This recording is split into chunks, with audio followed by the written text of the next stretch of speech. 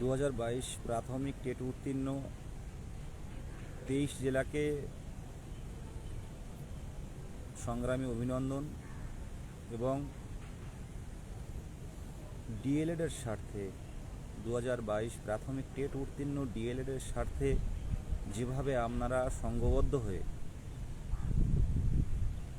ভারতীয় শীর্ষ আদালতে আমরা অ্যাডভোকেট দিতে পেরেছি, তার জন্য ধন্যবাদ 23 জেলাকে। আজকের হিয়ারিং আপনারা সবাই দেখেছেন, আর যারা দেখেননি বিস্তারিত মোহিত বলছে, আপনারা শুনে নিন।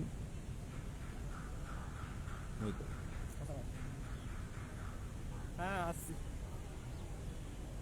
খুব সংক্ষেপে বলবো, ডাকছে অ্যাডভোকেট, একটু কথা বলতে হবে। আজকে লাইভ তো মোটামুটি দেখেছে, বিস্তারিত পরে আবার বলা হবে। তো যেটা আমরা চাচ্ছিলাম, প্রথম থেকে বলছিলাম যে রায় কিন্তু প্রসপেক্টিভ হওয়ার চান্স আছে। অনেক কথা বলেছিল, কিন্তু আমরা কিন্তু বলেছিলাম যে যথেষ্ট ভাবছে সুপ্রিম কোর্ট এবং হবারও চান্স আছে। সেখানে দাঁড়িয়ে প্রসপেক্টিভ হলেও যাতে সেটা শুধুমাত্র অ্যাপয়েন্টেডদের জন্য হয়, এই কথাটা যাতে আমরা লিখিয়ে নিতে পারি, এই কথাটা যাতে অন্তত উল্লেখ থাকে, তার জন্যই কিন্তু আমরা উকিল দেবার চেষ্টা করেছিলাম। কারণ সেটা যদি না থাকতো, পার্সপেক্টিভ যদি শুধু লেখা থাকতো, সবার জন্য লাগু হয়ে যেত, যে 11ই আগস্ট জাজমেন্ট আসার আগে যা হয়েছে সব মাফ হয়ে যেত, কিন্তু যা হয়েছে সব কিন্তু ভ্যালিড হয়ে যেত। তাই এর জন্য আমাদের উকিল দিতে হয়েছিল, যে আমরা কোনো রিস্ক নেব না। সেখানে দাঁড়িয়ে আজকে আপনারা দেখেছেন প্রসপেক্টিভ হয়েছে রায়টা, কিন্তু সেটা শুধুমাত্র কিন্তু আমরা যেটা চেয়েছিলাম যে অ্যাপয়েন্টেড টিচারদের জন্য হোক, শুধুমাত্র সেটা অ্যাপয়েন্টেড টিচারদের জন্য হয়েছে। এর ক্ষেত্রে কিন্তু মানে যারা এখনো চাকরি পায়নি তাদের কিন্তু মানে অতটা সুরাহা হয়নি। ঠিক আছে, এটাই আমরা চাচ্ছিলাম যে যা হবে আমাদের যাতে কোনো অসুবিধার একটা অর্ডার না বেরিয়ে আসে। কারণ এখান থেকে যদি প্রসপেক্টিভ ওভাররুলিং অর্ডার আসতো, যে লটাও প্রসপেক্টিভ ওভাররুলিং, জাজমেন্টও প্রসপেক্টিভ ওভাররুলিং, তাহলে কিন্তু জাজমেন্ট আসার আগে যা হয়ে গেছে সেগুলো সব ভ্যালিড হয়ে যেত। যারা বিএড টেট পাস করে আছে তারাও ভ্যালিড হয়ে যেত। তো সেইখানে দাঁড়িয়ে আজকে কিন্তু আমাদের কথাটা, আমাদের যে দাবিটা, সেই দাবিটা কিন্তু পূর্ণ হয়েছে। প্রসপেক্টিভ হয়েছে শুধুমাত্র অ্যাপয়েন্টেড টিচারদের জন্য, বাকিদের কিন্তু হয়নি। বাকি লড়াইটা আমাদের লড়তে হবে। আমাদের আগামী যে লড়াই রয়েছে হাইকোর্টের থেকে শুরু করে, আবার লড়াইটা লড়তে হবে। সুপ্রিম কোর্টে এই মামলাটা মোটামুটি শেষ। আর আজকে দেখেছেন যে উকিল মানে কি হারে ছিল, বিএডদের তরফ থেকে অনেক বড় উকিল ছিল। আপনারা দেখেছেন যে তুষার মেহতা স্যার এসেছিলেন পরে, সলিসিটর জেনারেল। এছাড়াও অভিষেক মনু সিংভি, পাটুয়ালিয়া স্যার, শ্যাম ধাওয়ান স্যার, যত সম্ভব অনেক বড় উকিল ছিল। আমাদের ডিএলএড তরফ থেকে কপিল সাব্বাল স্যার ছিলেন। এছাড়াও মীনাক্ষী ম্যাডাম যারা আগে থেকে ছিলেন তারা ছিলেন, গোপাল শঙ্কর নারায়ণ স্যার ছিলেন।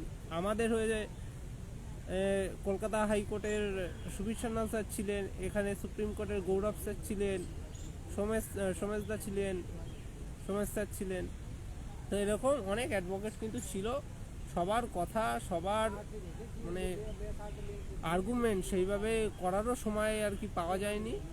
সেখানে দাঁড়িয়ে জাজমেন্ট, অর্ডার, ক্লারিফিকেশন যাই বলবেন সেটা কিন্তু বিচারপতি মানে এক প্রকার দিয়ে দিল।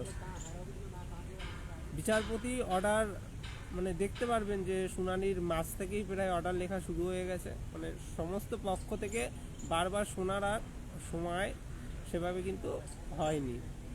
মানে খুব লেন্থি যে আর্গুমেন্ট হয়েছে সবার পক্ষ থেকে, এটা হয়নি। বিচারপতিরা বহুদিন থেকে সমস্ত আর্গুমেন্টগুলো লক্ষ্য করছেন এবং জানেন কি আর্গুমেন্ট হতে পারে, তো সেই প্রেক্ষিতে তারা রায় দিয়েছেন। তো এটাই বলবো যে আমরা যেটা চেয়েছিলাম প্রসপেক্টিভ হলেও সেটা যাতে শুধুমাত্র ইন সার্ভিসদের জন্য হয়, অ্যাপয়েন্টেড টিচারদের জন্য হয়, সেটাই কিন্তু হলো আজকে। এইটা যদি আমরা না হতো আমাদের কিন্তু খুব ক্ষতি হয়ে যেত। এর জন্যই আমাদের সুপ্রিম কোর্টে আসতে হয়েছিল। তো সেটা যখন হয়ে গেছে, এখনও আমাদের কিন্তু সমস্তটাই পজিটিভ রয়ে গেল।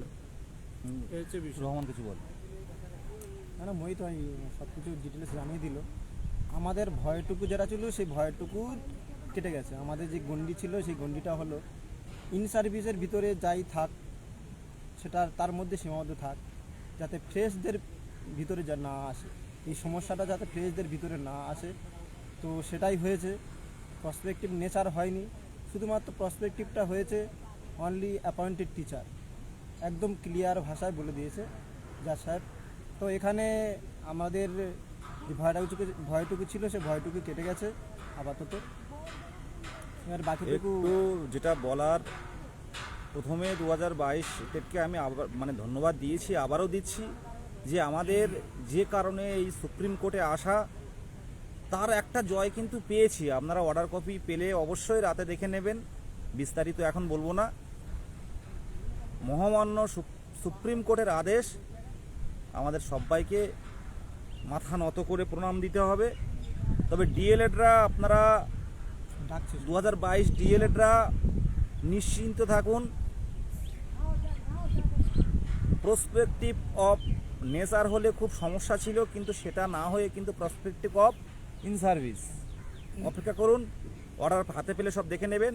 আমার মানে স্যারেরা ডাকছেন, স্যারদের সাথে কথা বলতে হবে। ভালো থাকবেন, নমস্কার পাশে থাকার জন্য।